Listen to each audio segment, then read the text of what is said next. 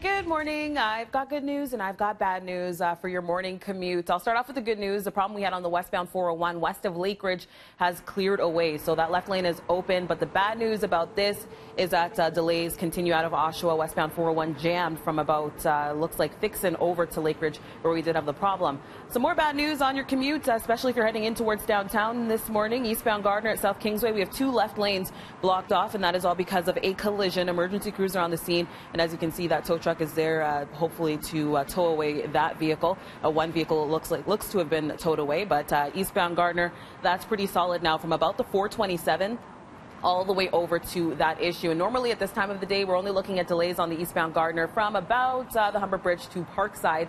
So this is a huge delay already this morning. What you can do to avoid it is to take Lakeshore instead. That is still moving at the limit, so that is a good alternate to take to head around this problem downtown. That's a look at traffic, and now we're going to take a look at the forecast with Frank. And it's good news, good news. Let's take a look at what we have in terms. We just saw in those traffic shots a little bit of the sunrise. It officially rises at 7:10 this morning, sets at 7:36. That's 12 hours, 26 minutes of daylight that we get.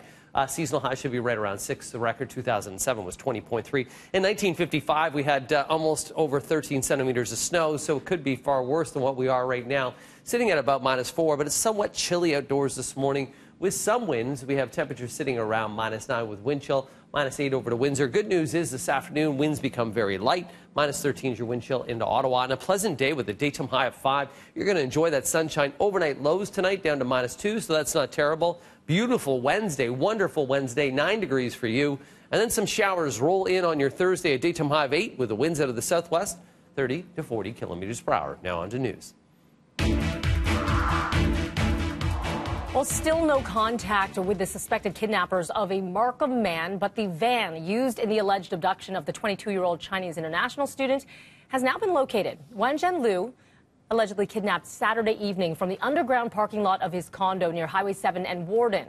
The van was recovered in Toronto. It is now being searched for evidence, but police have not released any more information on that vehicle. Meantime, images of 3 of the 4 suspects wanted have been released. They were taken from security video that police say shows a violent confrontation.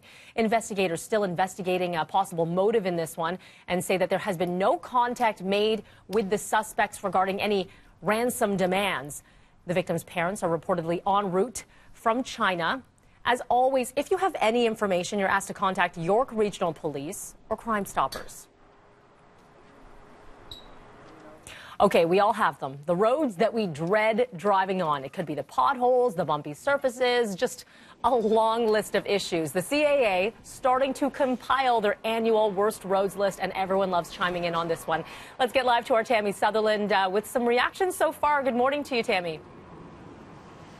Oh, good morning, Melanie. Yes, it's the most wonderful time of the year for drivers who want to complain about the roads because they are bumpy out there. The CAA going to launch their annual worst roads list today. We're standing at Spadina and Wellington. You can see that there are construction pylons all behind me here. Construction so far, at least based on the drivers who we've spoken to today, is the #1 reason why they say that a road is the worst for them. Because, of course, with the trucks, it exacerbates the situation, the conditions of the roads. And you have all of those potholes that we've been dealing with as well throughout the year, and especially throughout the winter.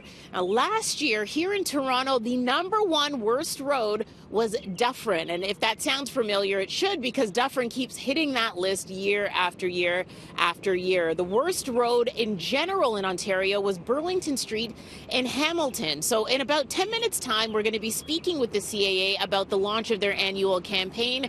And coming up at 7 o'clock, we'll be chatting with other drivers as well to get their vote so far on the worst roads here in the city. Mel, I'll send it back to you. All right, Tammy, thank you so much for that. Conflicting reports of a ceasefire between Hamas and Israel as the Israeli military deploys tanks on its border with Gaza. The swift mobilization of troops to the border area is unusual. It comes after Israeli aircraft carried out strikes in the Hamas-ruled territory overnight, and militants in Gaza firing rockets into southern Israel. Hamas says it has reached an Egyptian-brokered ceasefire, but that has not been confirmed by the Israeli government. Israel has waged 3 wars on Gaza since Hamas took control in 2007, But the two sides have managed to avert all-out war for 5 years.